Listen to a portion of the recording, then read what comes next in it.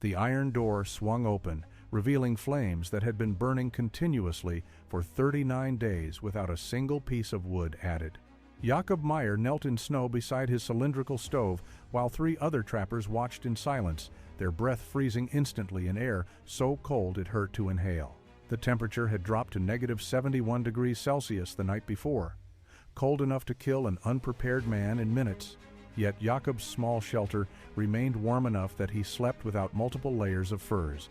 What those trappers witnessed that February morning in 1842 would fundamentally change how men survived winter in the most extreme environments on Earth.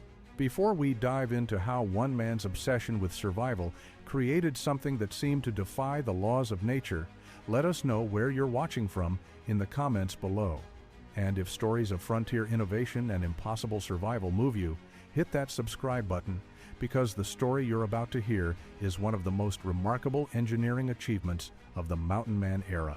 The stove stood 4 feet tall, its cylindrical body coated in thick frost that sparkled in weak winter sunlight. Jakob Meyer had built it from materials that shouldn't have been available in the wilderness, designed it using principles most frontiersmen had never heard of, and operated it in ways that contradicted everything other trappers knew about fire and heat. 3 men who had traveled 2 days through deadly cold to see it stood motionless, trying to understand what they were witnessing. Inside the ornate arched door with circular metalwork patterns, flames danced across what appeared to be the same logs Jakob had loaded more than a month earlier. The wood glowed red and white, burning so slowly its consumption was nearly imperceptible, yet heat radiating from thick walls kept a man alive in temperatures that regularly killed unprepared travelers. Jakob had invited them to witness Day 39, because without proof, no one would believe his accomplishment. Thomas Hendricks, a Canadian trapper with 12 winters in Northern Territories, circled the stove slowly, looking for hidden fuel or tricks. Pierre Fontaine, a French voyageur who understood fire and survival better than most, knelt to examine where the stove met snow. Karl Zimmermann, a German metalworker, studied the door mechanism and strange bottle shape. None spoke for several minutes. They had built dozens of stoves in their frontier years and understood immediately that Jakob's creation was fundamentally different from anything they had seen. The evidence was undeniable. Snow around the stove had melted in a perfect circle extending 6 feet, then refrozen into solid ice. That ice showed clear stratification, layers marking days and weeks of continuous melting. If Jakob had been refueling regularly, there would be footprints, disturbed snow, scattered debris. There was nothing. The area was pristine, except for the circular melt zone. Thomas finally broke silence with a simple question encompassing everything they thought. How? Jakob gestured toward his shelter, a small structure that remained comfortably warm despite brutal exterior cold. He had been living alone for nearly 2 months, trapping in territory so remote most men avoided it even in summer. The isolation meant safety from competition, but running out of firewood would be a death sentence. There was no rescue possibility, no nearby camps, no margin for error. When Jakob arrived in early December, he carried enough supplies for winter, but knew gathering firewood in these temperatures would consume so much energy that survival itself became questionable. So he built something different. The trappers followed him inside, where warmth felt shocking after exterior cold. Jakob's shelter was smaller than most winter cabins, barely large enough for 1 man and supplies, but interior temperature hovered around 15 degrees.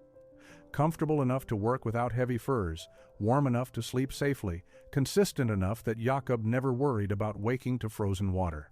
And it had been this way for 39 days, maintained by fire requiring no attention, no refueling, no constant vigilance.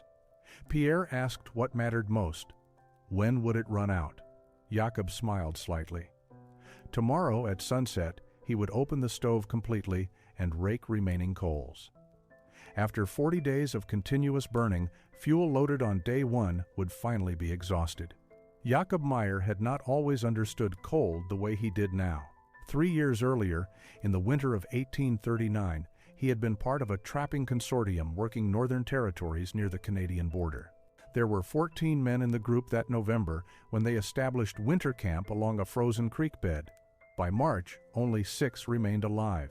The others had died from various combinations of cold, starvation, and simple exhaustion from relentless work of staying warm. Jakob survived, but he watched good men die in ways that haunted him still. The worst death had been Wilhelm Krauss, a fellow German immigrant who became Jakob's closest friend during their 2 seasons trapping together. Wilhelm's cabin had been well built by frontier standards, stocked with adequate firewood, positioned in a reasonably protected location. But during weather that pushed temperatures below -60 degrees for 8 consecutive days, Wilhelm simply wore himself out. The work of keeping his fire burning, venturing outside repeatedly to bring more wood, fighting cold that seeped through every gap in cabin walls, drained him completely. On the 7th day, Jakob found him collapsed near his woodpile, frozen solid with arms still wrapped around logs he had been carrying inside. That image stayed with Jakob through remainder of that brutal winter. Wilhelm had done everything right according to conventional frontier wisdom. He had prepared adequately, worked hard, maintained his fire. But the fire itself killed him through endless demands it made on his time and energy. A conventional wood stove in extreme cold was not a survival tool but a tyrant requiring constant feeding and attention. Missing a single refueling during coldest hours could mean waking to dead fire and life-threatening cold. Gathering wood in dangerous temperatures meant risking frostbite or worse. The mathematics of survival became grinding calculation of calories expended versus heat produced. The other deaths that winter followed, similar patterns. 2 men died when their fires went out during particularly cold nights. One succumbed to frostbite after spending too many hours gathering firewood in killing temperatures. Another died from smoke inhalation when his poorly designed stove filled his cabin with toxic fumes. The survivors, Jakob included, made it through primarily by luck and by pushing themselves to edge of collapse. When spring finally arrived, Jakob left the trapping consortium and spent summer working odd jobs in territorial settlements, but his mind never stopped returning to the problem of winter survival. He began asking questions of everyone he encountered who might have relevant knowledge. Blacksmiths, miners, steamboat engineers, even the few educated men who ventured west from eastern cities. He learned about thermal mass from a Scottish engineer who worked on industrial furnaces. He discovered the principle of controlled combustion from a metallurgist who explained how blast furnaces regulated airflow. He studied construction techniques of Russian settlers who built massive masonry stoves requiring feeding only once per day. Slowly, across months of conversation and observation, the outline of a solution began forming in Jakob's mind. By autumn of 1840, he had saved enough money to purchase materials not normally available in wilderness: quality iron plate, precision metalworking tools, clay, and aggregate for thermal mass construction. He returned to Northern Territories alone, selected an isolated location where he could work undisturbed, and began building something that would transform winter survival from desperate struggle into manageable routine. Jakob's first attempt at building a revolutionary stove nearly killed him. In November of 1840, working alone in his newly constructed cabin, he assembled what he thought was a thermally efficient design based on principles he had learned over summer. The stove featured thick iron walls filled with clay and sand for thermal mass, a reduced air intake to slow combustion, and a multi-chambered firebox that he believed would create the extended burn he needed. He loaded it with carefully selected hardwood, sealed the door, and adjusted air controls to their minimum setting. Within 6 hours, his cabin was filled with toxic smoke. The problem was carbon monoxide, an invisible killer that Jakob had underestimated in his calculations. By restricting airflow too severely, he created incomplete combustion that produced deadly gas faster than his chimney could evacuate it. He woke in the middle of night with splitting headache and overwhelming nausea, barely conscious enough to recognize the danger. He forced himself outside into -40-degree temperatures, collapsing in snow while his body purged poison from his blood. He survived only because cold air shocked his system back to alertness. The stove design was fundamentally flawed. His second attempt focused on solving the ventilation problem. He redesigned the air intake system with multiple channels that could be independently adjusted, creating what he hoped would be complete combustion even at very low oxygen levels. This version burned cleanly, producing no dangerous fumes, but it consumed fuel far too quickly. The thermal mass walls absorbed heat effectively, but without sufficient insulation between hot interior and cold exterior. Stored heat radiated away faster than slow fire could replenish it. After 5 days of continuous operation, his fuel load was half gone. At that rate, he would need to refuel every 10 days, which was better than conventional stoves, but nowhere near the 40-day goal he had set.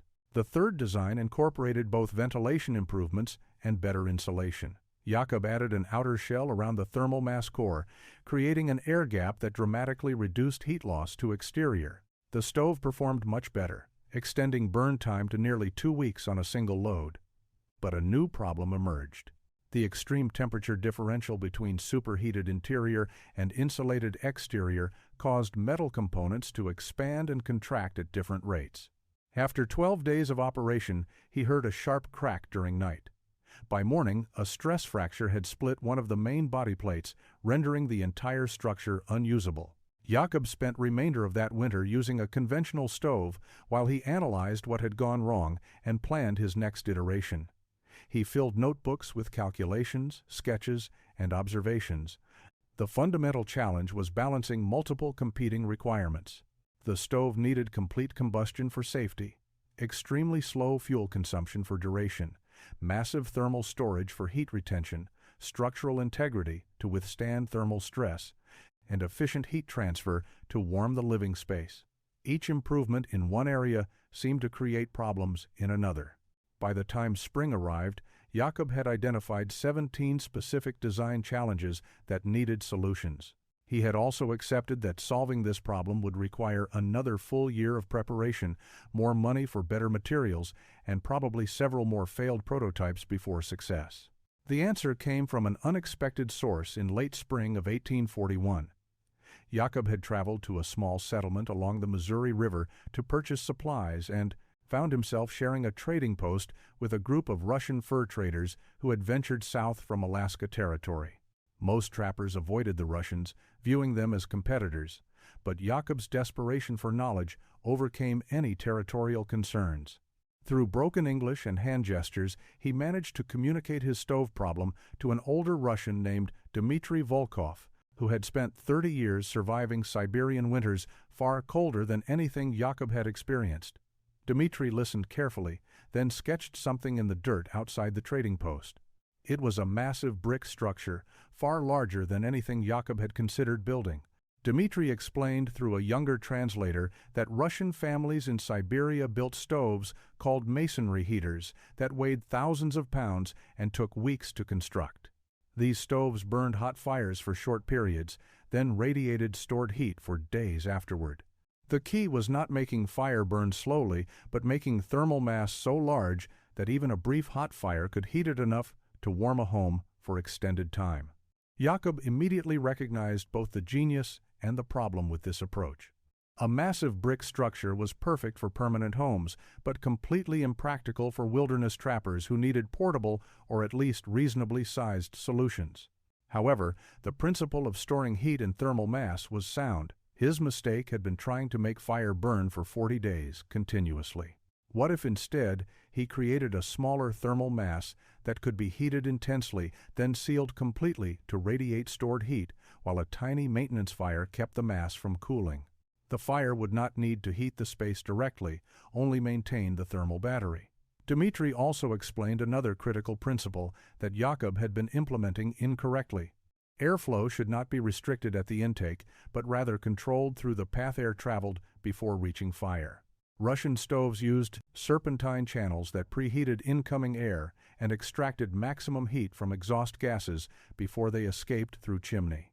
This created complete combustion while maintaining efficiency. Jakob had been choking his fire with restricted intake. He needed to give it adequate oxygen, but control how that oxygen reached the combustion chamber. The conversation lasted less than an hour, but it transformed Jakob's entire understanding of the problem. He purchased extra supplies, thanked Dmitry profusely, and returned immediately to his isolated cabin to begin designing what would become his fourth and most sophisticated prototype. This version would combine thermal mass with controlled airflow, structural integrity with heat efficiency, and compact size with extended duration. He spent the entire summer of 1841 building it, testing individual components, refining the design, and preparing for the ultimate test that would come with the next winter. By October, when the first serious cold arrived, Jakob had completed a stove that incorporated everything he had learned from 3 failures and 1 crucial conversation. The cylindrical design, with its ornate door, the clay sandstone thermal mass core, the serpentine air channels, the precise ventilation controls. It was ready, and when he loaded it on the first day of November and sealed the door, he had no idea whether it would last 4 days or 40. He only knew that if it failed again, he might not survive another winter to make a 5th attempt. The construction took Jakob 63 days of continuous work during the summer of 1841. He began by creating the inner combustion chamber from heavy iron plate he had purchased in the settlement, cutting and shaping pieces that would form a cylindrical core, approximately 18 inches in diameter and 3 feet tall.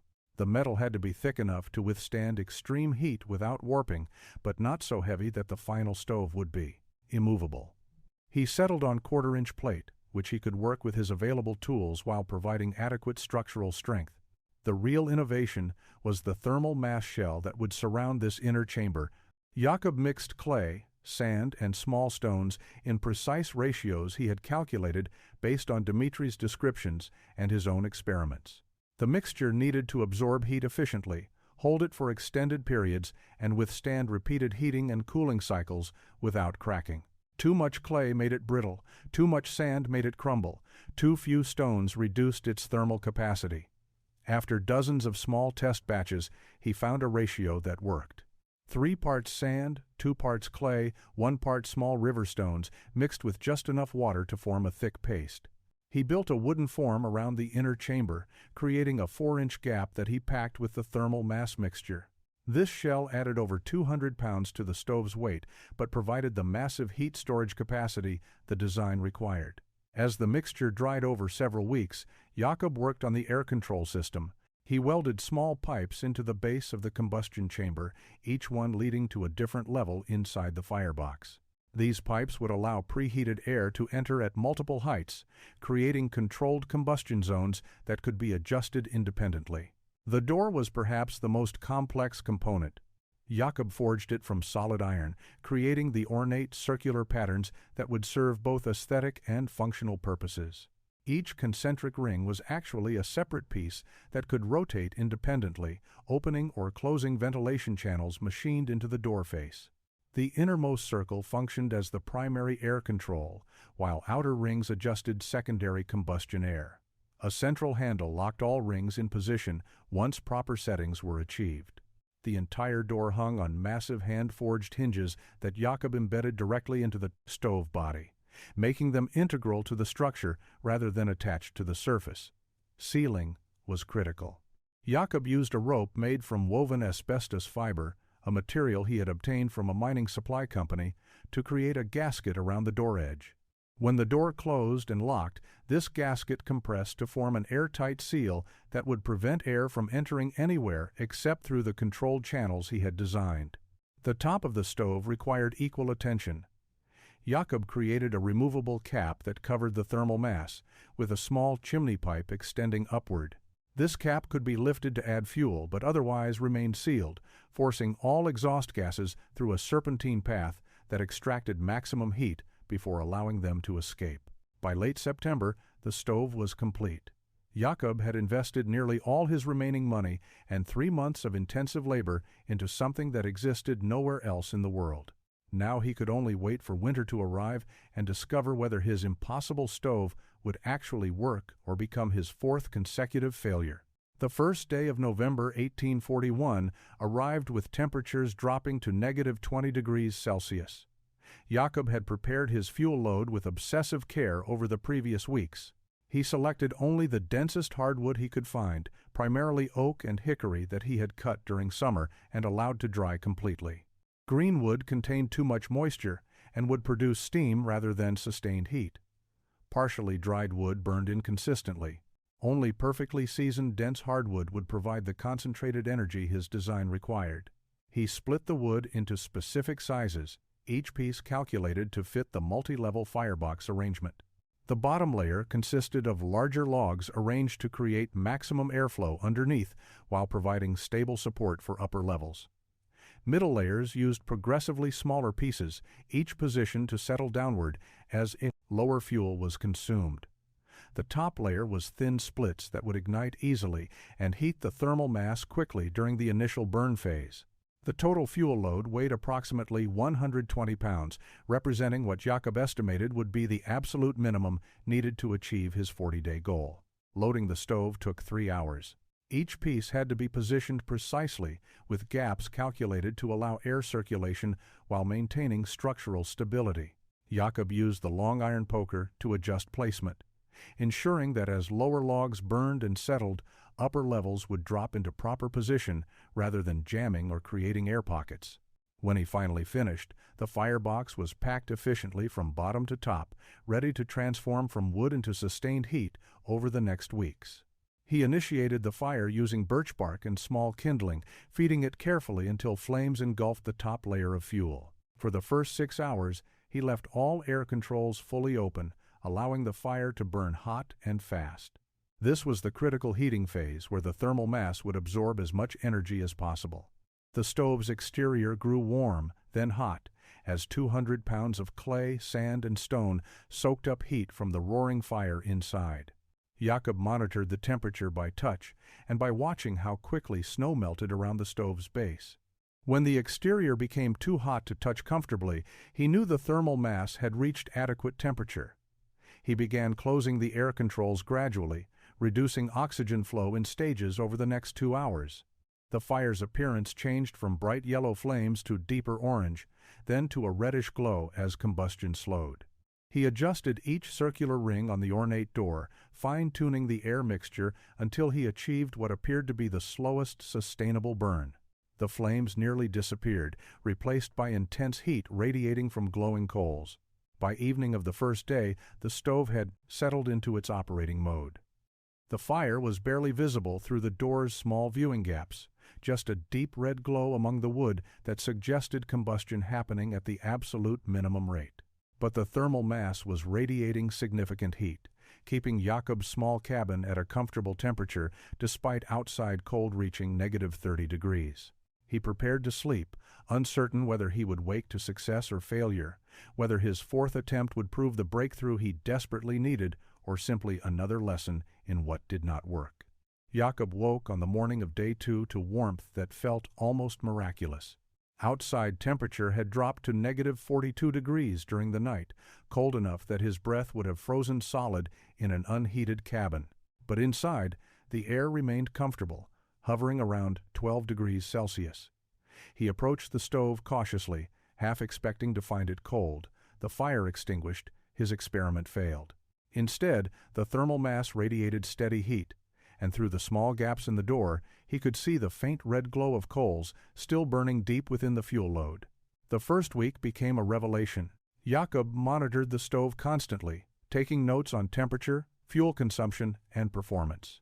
He measured interior cabin warmth at different times of day, checked the ice melt pattern around the stove's exterior, and observed how the fire maintained itself without any intervention. He did not open the door, did not adjust the air controls, did not add fuel. The stove simply worked, hour after hour, day after day, transforming his survival experience from constant struggle to calm routine. By day 10, he had stopped checking the stove every few hours. The consistency was absolute. Morning temperature, midday warmth, evening comfort, overnight heating, all remained within a narrow range regardless of exterior conditions. A blizzard that dropped temperatures to -55 degrees and buried his cabin in snow made no difference to the interior climate. The thermal mass absorbed heat from the slow-burning fire and radiated it steadily, creating an environment where Jakob could work, eat, and sleep without the constant awareness of cold that had defined every previous winter. The psychological impact was profound. For the first time in his frontier years, Jakob was not controlled by fire. He did not wake during the night to check flames or add wood. He did not calculate how many hours remained before his next refueling. He did not ration warmth or endure cold periods to conserve fuel. The freedom transformed how he spent his days. Instead of dedicating hours to gathering wood, processing fuel, and maintaining fire, he could focus on trapping, preparing pelts, and maintaining his equipment. His productivity increased dramatically. By day 20, Jakob had become confident enough to leave his cabin for extended periods. He set trap lines farther from his shelter than would have been possible with a conventional stove that required constant attention. He spent full days checking traps, processing catches, and exploring his territory, always returning to a warm cabin and a fire that had maintained itself perfectly during his absence.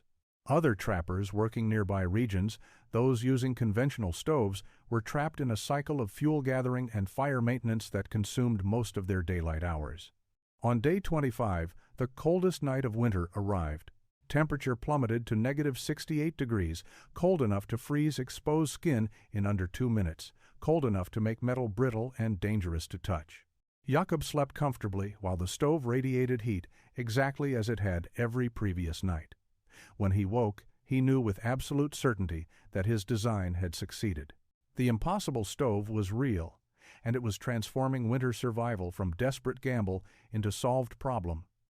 15 more days remained, before the fuel would be exhausted, but those days would simply confirm what Jakob already knew. He had built something that changed everything.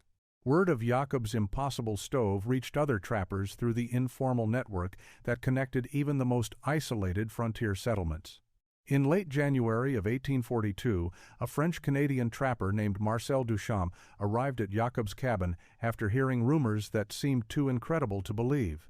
Marcel had been trapping the Northern Territories for 8 years and had survived winters that killed tougher men than himself.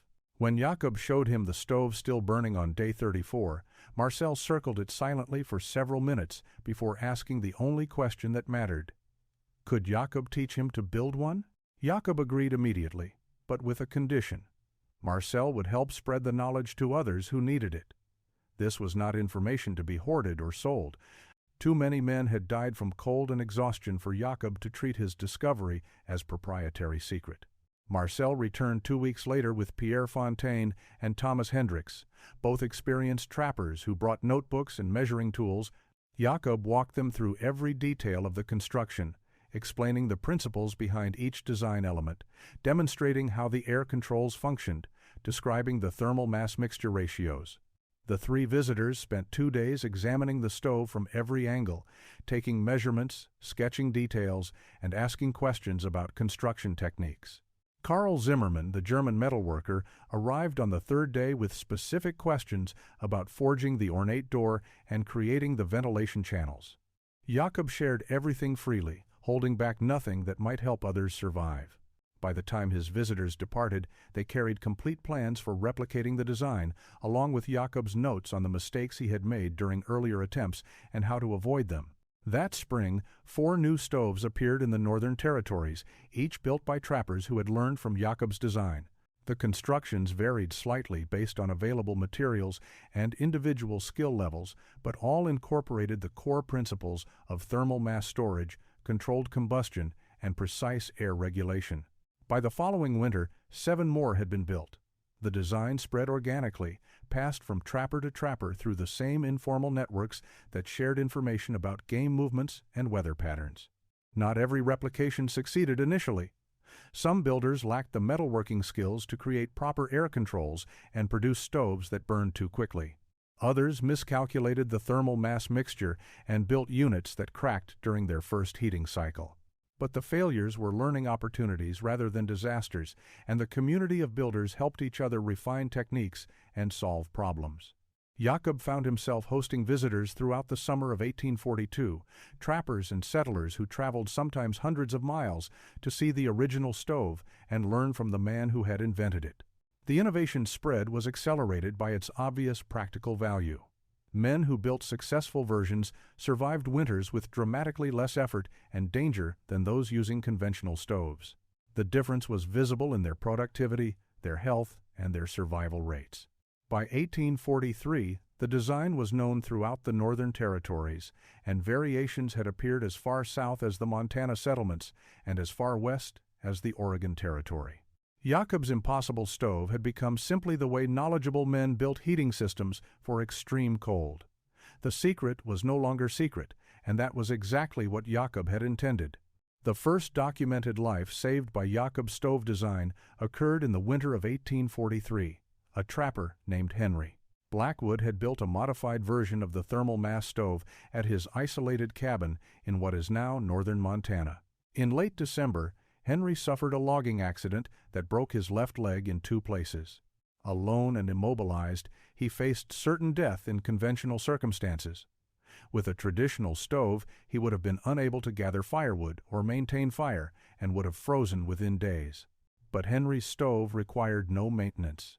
He dragged himself back to his cabin, set his own leg as best he could, and loaded the stove with the fuel he had prepared before the accident. For the next 37 days, while his leg healed enough to bear weight, the stove kept him alive without requiring him to venture outside or perform any maintenance beyond adjusting air controls from his bedside. When he finally emerged in February, he credited Jakob's design with saving his life. Word of this survival spread quickly through the trapping networks. The following winter brought more stories.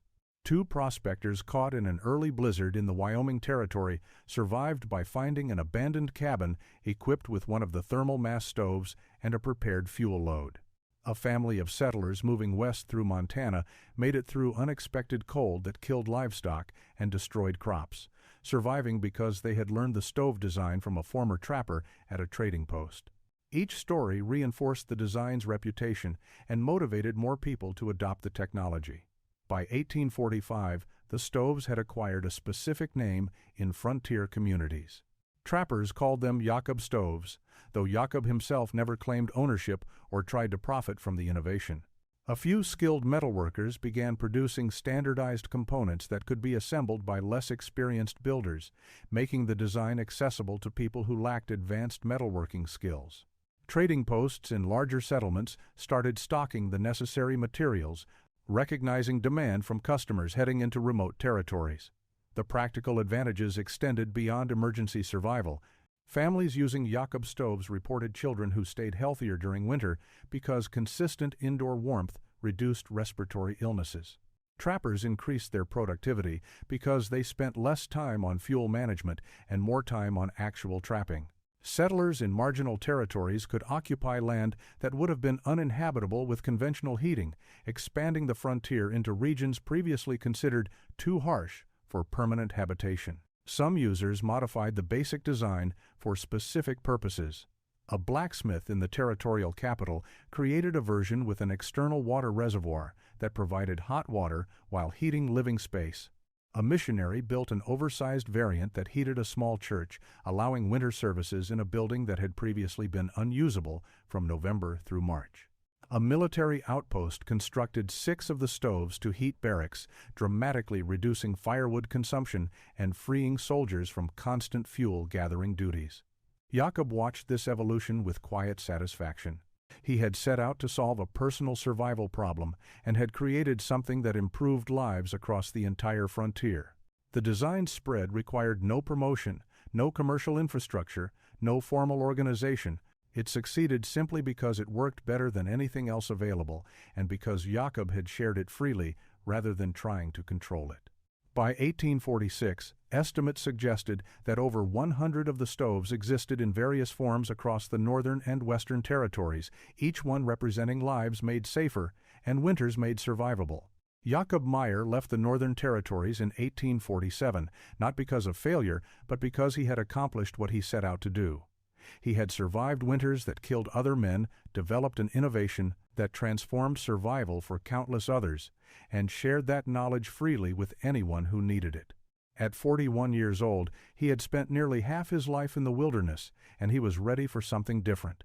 He used money saved from his trapping years to purchase a small piece of land in the Oregon Territory, where winters were milder and survival did not require constant innovation. He married in 1849 a widow named Catherine who had lost her first husband to frontier hardships. They built a modest home, raised sheep, and lived quietly. Jakob never spoke much about his years in the extreme north or the stove that bore his name in trapping communities. To Catherine and their eventual children, he was simply a former trapper who had left that life behind. His hands bore scars from metalworking and frostbite, but those were common enough among frontier men that they prompted no particular questions. The stoves, however, continued their work long after Jakob stopped building them. Through the 1850s and into the 1860s, variations of his design appeared across the western frontier. Some builders improved specific elements, others simplified construction for easier replication, but the core principles remained constant. Thermal mass storage, controlled combustion, precise air regulation, and patient operation. The design proved adaptable to different climates and fuel sources, working effectively with coal in mining camps and with peat in treeless prairie regions. Military engineers studied the design and incorporated elements into heating systems for frontier forts. Railroad companies building across northern territories used similar principles in station houses, where consistent heat was essential for telegraph operation during winter. The knowledge became embedded in frontier construction practices, passed from builder to builder as standard technique rather than revolutionary innovation. By the time Jakob died in 1873, at age 67, surrounded by family on his Oregon farm, the stoves had become so commonplace that many users did not know they were based on one man's desperate innovation. Modern historians estimate that Jakob's design directly or indirectly saved between 50 and 100 lives over the 2 decades following its introduction. The exact number is impossible to determine because survival often goes unrecorded, but journals, letters, and frontier accounts reference the stoves repeatedly in contexts suggesting they made the difference between life and death. The design's influence extended into later heating technology, with principles of thermal mass storage and controlled combustion appearing in improved wood stoves and early central heating systems developed in the late 19th century. Jakob Meyer's legacy was not fame or fortune, but something more fundamental.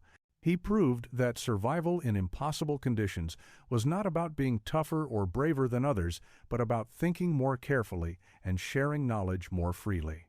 His impossible stove, born from tragedy and refined through failure, changed how people lived in the harshest environments.